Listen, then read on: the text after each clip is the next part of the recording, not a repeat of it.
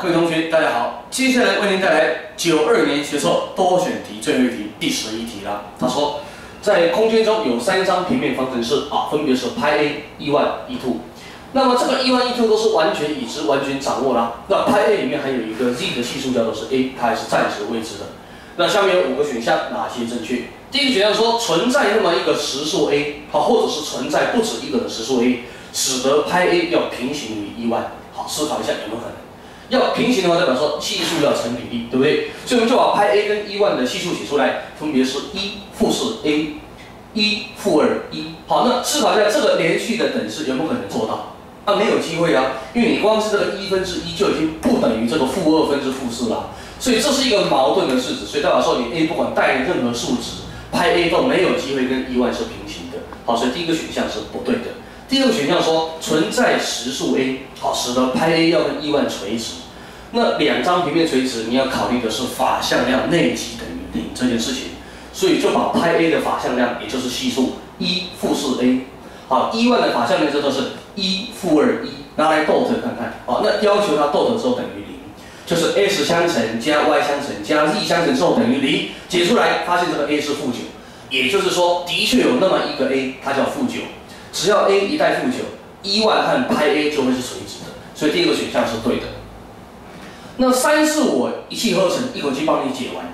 3、4、5是说，存在实数 A， 使得这3面交于1点。那第4个是说，存在实数 A， 使得3面共线。那第5是说，存在实数 A， 使得3面没有交点。好，那这3、4、5里面到底哪些对，哪些错？大家先思考一下啦。要使3面交于1点，是不是代表什么？代表你的克拉玛法则里面的那个系数的3阶行列式 delta 这件事情必须要不为0。还记得有为一解嘛？下一组解的时候 delta 不是0。好，如果忘记的同学回去务必要再翻一下我的讲义，把观念重新复习起来。3面交1点就是 delta 不为0。好，所以我们要先把它的 delta 写出来，就是系数1-4A、1-2E、2-5-4，把这个3阶行列式先让它等于0，展开发现 A 是5，所以只要 A 不为5的时候 ，A 不为5的时候，3面就会交于1点。那 A 不等于5，有没有那样子的实数？当然有啊，有非常非常多的实数 A 都可以不等于5。然后呢，这时候3面就会交于1点了。所以这个第3个选项它是做得到的。那第4个选项是要3面共线，那各位还记得吗？3面共线代表无限多组解。无限多组解的时候 ，delta 要是0 ，delta x、delta y、delta z 也都要是0。所以就是说，当3面共线的时候，第一关 delta 等于0，这时候 A 是5。第二关 delta x 也要是0。delta x 怎么做？各位记得 ，delta x 的做法就是要把常数项去放到本来 x 的部分的系数这个1、2的地方，要用10-5-3来取代，所以 delta x 长这样子。那要求它是0，就发现 A 是2。那你如果要3面共线，是不是做不到的？因为你的 A 不能一下又是5，一下又是2啊。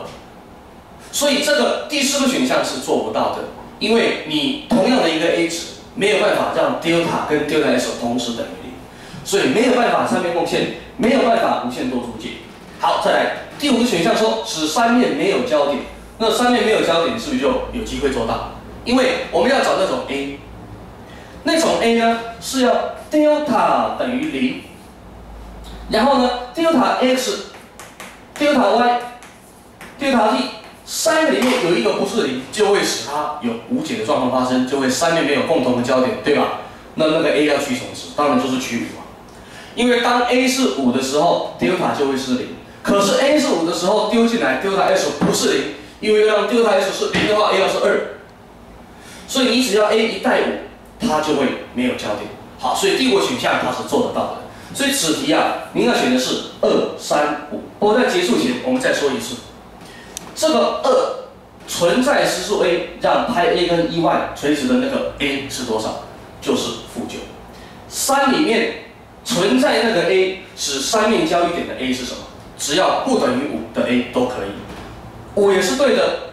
什么 A 可以使得3面没有交点？就是 A 等于5的时候。所以它各自存在那个实数 A， 那个 A 值是多少？要请同学再好好的用心感受一下。